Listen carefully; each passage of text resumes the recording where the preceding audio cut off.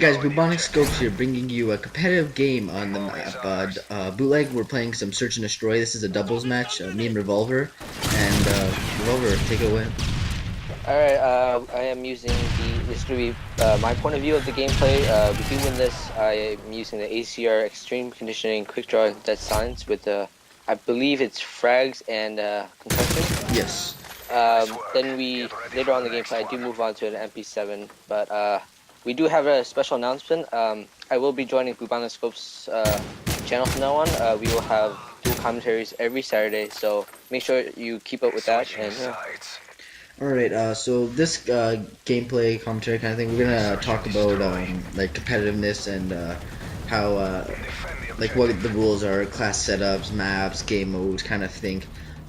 We can start off with I guess class setups. Like most people perks basically. Most people run extreme conditioning, quick draw, and dead silence, right? And then we'll have like they'll usually have. Or sometimes sleight of hand, you can throw sleight of hand in here if you're going to use an ACR. But most general times it's extreme conditioning. But other than that, guns. Go through guns. What guns do people usually use, Ivan? So, weapons such as the main weapons most pub players use, like such as PP90, very reliable on close range, ACR with this amazing precision, accuracy, MB7, same thing, good range, good accuracy, all helps benefiting to winning a GB match or MLG game. Oh yeah, competitively, for the SMGs, you usually see a lot of the PP90 and the MP7, occasional UMP. Okay, maybe once in a while you see a P90, but that's very rare.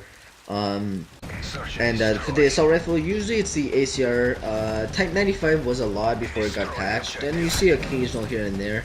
And the G36, but generally it's always the ACR running with the red dot, and usually you see a kick, focus a lot for your CTF, but then S&D you see a lot of impact and stuff like that. And that's one thing, for S&D you see people run the scavenger and impact for spraying through walls. Apex North America, they brought that in when they went to the EGL LAN a while ago. They brought in and basically just started spamming through walls and picking people off, and now that's generally pushed on, and everybody's been using it a lot lately. So yeah, generally on the SMGs, because that's more of the objective player for CTF, they'll be running the flag. So you'll generally see the extreme conditioning on that with the quick draw, of course, and dead silence. Generally with ranger focus, and extended mags.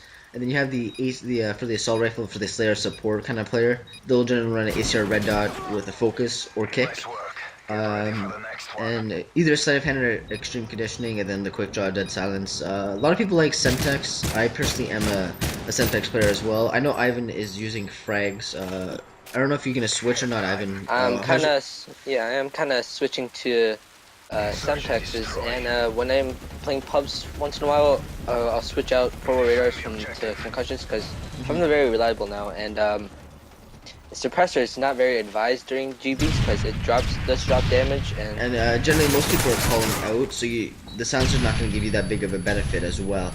That's why people always ask, oh, why don't you use a silencer kind of thing? Well, because most teams are well known, and they're been together, and they're well played players, and I can't believe I didn't see a player. But yeah, so they generally call out, so there's no point using a silencer. They call out your position anyways. So yeah. Anything else? Why are you switching to Semtex over frags? I know people use frags because it fits up with the long nades, but I generally don't do that. So I stick with the Semtex. It's kind of beneficial to me. Like you can just toss it and start shooting again. Yeah, I use it for that reason. I throw a lot. I feel like I throw a lot faster. It's a lot. I use it easier. I don't have to hold it in my hand. Like it's more reliable. Jump out. Yeah, jump out, kill me.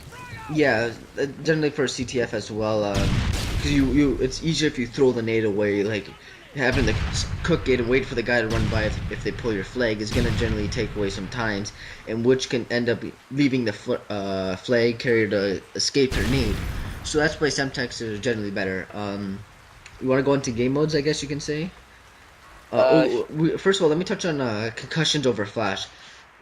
Flashbangs are okay, but they blow up in a wide like area, so you can't really tell where your enemy is, right? And also, especially for what's it called? what am I trying to say? For CTF, yes, that's what I'm trying to say. I hate it when people use flashbangs because that does not help you at all. If you use a flashbang in CTF, it does not slow the runner down. It just blinds them, and generally it does not help. If you throw a concussion, they blind, they jump around, they get slowed down a much, and you can get a nade off and kill them real quick. So that just one thing. And then after that we can talk on. Ivan, you touch on game modes. I've been talking a lot. You can start talking on game Yeah. modes and stuff. Well, me and Kobe here we do GB variants, right? GB variant SD, yes. Yeah, we do S&Ds and occasion once in a while CTF. We did a couple CTF games with our other teammate called Gunpla222. That really went well the first game. It was pretty fun.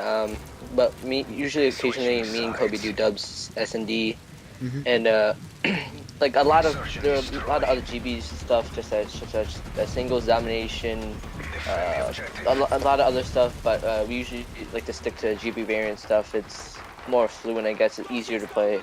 Yeah, it's well, technically, because if you play GB, you wanna like everybody does like the variant map. Like GB variant is not necessarily for good people. It's for people who GB variant, they make it on the best maps, and basically S&D and CTF are the best game modes for competitively. And so if you wonder why are certain, like for example bootleg is in and Bakara is out, for example, because Bakara is not a well balanced map. It's too big, for example. That's why they spend their time on finding the right maps with the best gameplay and stuff like that. That's why people are wondering. And what else would you like to touch on? I guess GB roles. I guess Kobe's main support slayer kind of guy. I'm a bit over the OBG player, but once in a while I'll be a slayer just to help out the team if they need it. Yeah. By the way, I'm looking at the gameplay. It's going into last round on defense, and I believe Ivan gets a two-piece here to win it, and they rage quit. But yeah, so this game is pretty much done. Sorry to cut you off there, Ivan. We'll touch on more on our next dual com about on competitive gaming. We'll touch more on the rules of the game modes and basically how we think of maps and stuff like that. And quick on so look forward to more gameplays Saturday, and hope you guys enjoy it. And there's the rage quit.